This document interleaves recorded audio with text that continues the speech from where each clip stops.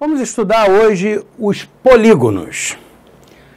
O triângulo é um polígono, o quadrilátero é um polígono, e muito do que a gente vai fazer é relacionado ao estudo de polígonos, né? Até mais adiante, quando a gente falar em circunferência, né? E quando a gente precisar falar em outras figuras geométricas.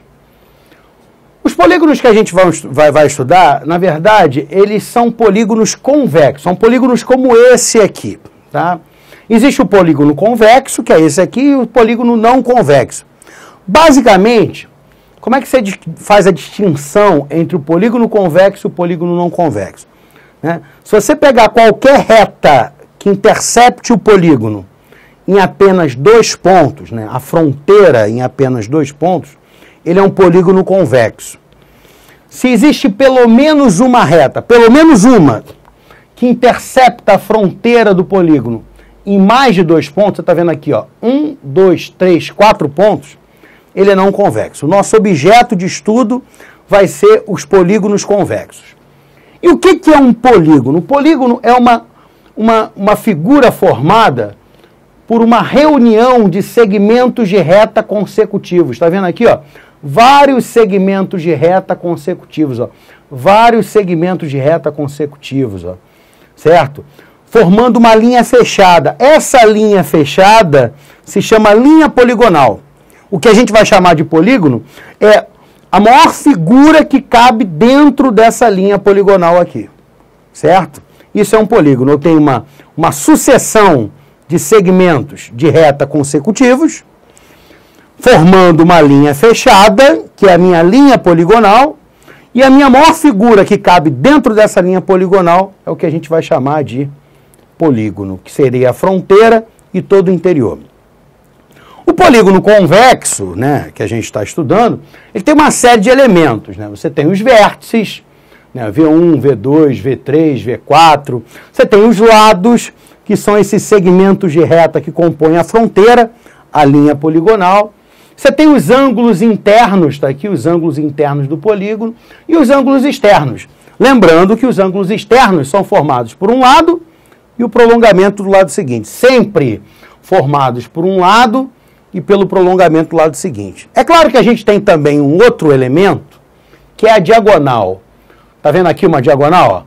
O que é uma diagonal? A diagonal é um segmento que une 2 vértices. Está vendo aqui? Ó? Une 2 vértices, mas que não é lado, tá? Porque o lado também une 2 vértices, né? A diagonal, ela une 2 vértices e não é lado, certo? Os polígonos, eles têm nomes de acordo com a quantidade de lados, né? Com a quantidade de segmentos que compõem os lados, a quantidade de lados, né? Essa quantidade de lados a gente chama de gênero do polígono. O gênero é o número de lados do polígono. Se for gênero 3, se tiver 3 lados, eu tenho um triângulo. Pode ser chamado também de trilátero, mas triângulo é melhor, né? Triângulo é claro porque tem 3 ângulos, né? Quadrilátero, né? Com 4, gênero 4, 4 lados, quadrilátero, né? 4 lados. Com 5 lados, pentágono. Com 6 lados, hexágono. Com 7, heptágono. Com 8 lados, você tem o octógono. Com 9 lados, você tem o eneágono. Cuidado, né? Uma vez um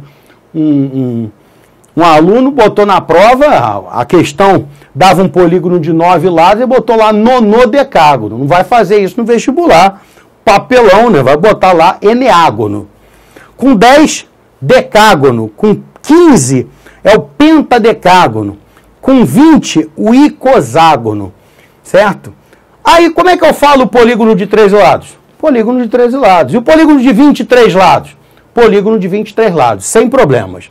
Essa nomenclatura padrão, tem que saber isso aqui, porque se por acaso ele não te der a figura, né, essas definições, essas palavras da geometria, a gente precisa saber porque nem sempre a figura vem no enunciado.